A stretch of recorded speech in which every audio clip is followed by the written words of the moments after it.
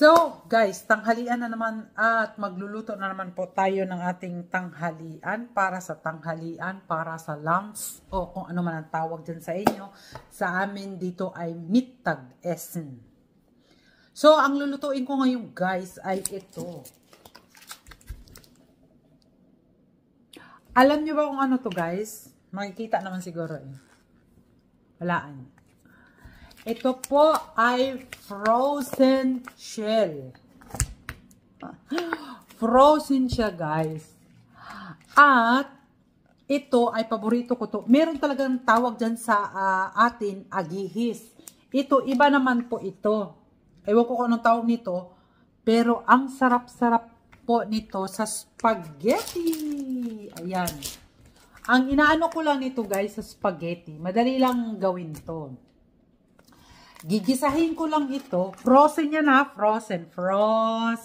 O, ayan. Ang gagawin ko nito guys ay gigisahin ang bawang, sibuyas, at luya.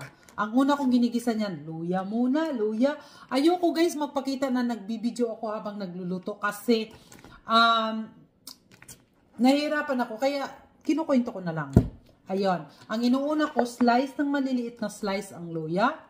Yung manipis ba? Yung pahaba na manipis. Depende sa iyo kung square, pahaba, or quad. Ano ba yung quad? Yung square. Depende kayo kung gusto niyo mag-diamond sa luya. Kinukwento ko lang, nipisin, slice tayo ng luya, ng maliliit, bawang at sibuyas. Gigisahin yon. Ilagay ito. Pero, i-ano ko muna to sa tubig na parang hindi masyadong ma-frozen. I-ano ko muna sa tubig, ibabad ko muna. Hindi ko muna kakakuha ko lang sa freezer. Kaya nagsalita na lang ako kasi nahihirapan ako guys. Dati kasi pag magluto ako, pinapakita ko talaga kung paano ako magluto. Ngayon ay tinatamad na ako. Huwag kayong tamad-tamad tulad ko. Pero ang sinasabi ko na yun na nga, gisahin ang luya, bawang at sibuyas. Ilagay po ito.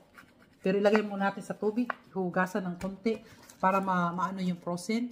Pagkatapos, ilagay ito. Then, lalagyan nyo ng oregano, mayoran. Yun lang guys. At wala nang iba. Diba? At, ano guys, yung iba kasi, naglalagay sa spaghetti ay meron talagang tomato sauce. Ito hindi ko nilagyan ng tomato sauce at wala talagang tomato sauce to. Nakuha ko ang style na to ng pagluluto nung kumain kami sa Italy 1998. Ayun. 1998 pumunta kami ng Italy at first time kong nakita na pwede pala ang shell sa spaghetti. Ang pagkaalam ko lang noon kasi sa spaghetti ay giniling na before na punta ko dito, giniling lang talaga ng giniling na baboy at saka may sausage. Iyon, spaghetti yun sa atin. Ano yun yung sa Jollibee o ganon. Siyempre, tomato sauce at may ketchup pa lang din na inalaga doon. Pero hindi. Ano lang talaga, bawang, sibuyas, luya. Gisahin, ilagay ito, ilagay kagad ang oregano at saka mayoran. Yun lang guys. And after that, pag okay na siya, ay, syempre, naalaga na rin yung ito. Ang bilis lang itong lutuin guys. Ang bilis. Mega love shoutout yan pala, Nita. Nandiyan ako sa LS mo ay nagsaglit din ako ng video bago ko in-start ito. Ayan. Para naman ay meron din ako. Masarap kasi ito guys. Masarap talaga. After nitong pagluto na, ipapakita ko sa inyo. Pero yung pagluto, ayoko nang ipakita kasi madali lang naman eh. Gisa, after that yun lang. At kasi nagkakaroon din to ng sabaw. Huwag kayong maglagay ng isang tabong tubig. Kung kinakailangan yung may konting sabaw, pero pangit pag may sabaw guys, wala. Hindi ko nilalagyan ng sabaw. Kasi yun lang yun. At alam nyo naman spaghetti, di ba? So, yun lang guys, napakadali, napakasimple at napakasarap ang spaghetti ko ngayon sa lunchtime.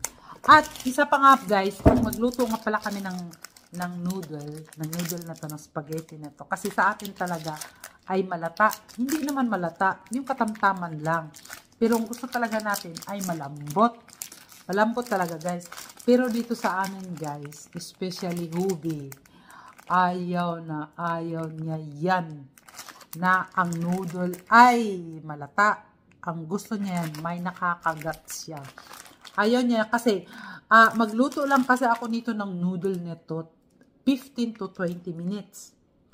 Yung bang may pagka-crispy, hindi naman crispy kasi hindi naman magkaka-crispy dahil ano nga to noodle.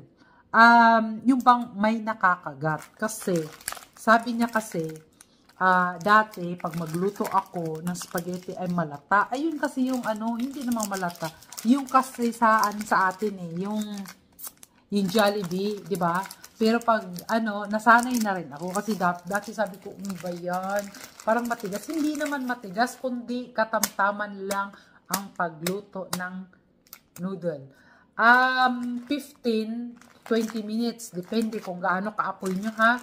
Yun lang ang inaano ko, sinishare ko ngayon kasi dito sa atin naman kasi, naiintindihan ko yan, iba't ibang klase tayo magluto at ibang-iba ang natin sa pagluluto. So, yun lang guys. At ipakita ko sa inyo after pag maluto na ako, kahit nilalagyan ko to ng parmesan.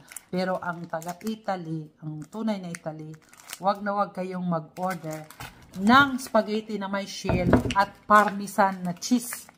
Galit na galit sila dyan. Pero maybe not all, pero yung kinainan ko talaga nung mag 50 years old ako, nagalit siya kasi humingi ako ng parmesan na cheese. Alam niyo bang parmesan na cheese, guys? Pakita ko sa inyo. Wait lang, kunin ko. So, ito na guys, ang parmesan. Ayan, yung hard cheese. Ayan, no. Yung bang, ayan, parmesan yan. Parmesan. Ayan. Pero, yung nilalagay talaga ng spaghetti pag, ito lang, nasa plastic, ayokong tanggalin. Diba? Ayan siya, guys. Ayan, yung normal lang. At ito yung parmesan, ang hinahalo ko talaga dito sa bye-bye, guys.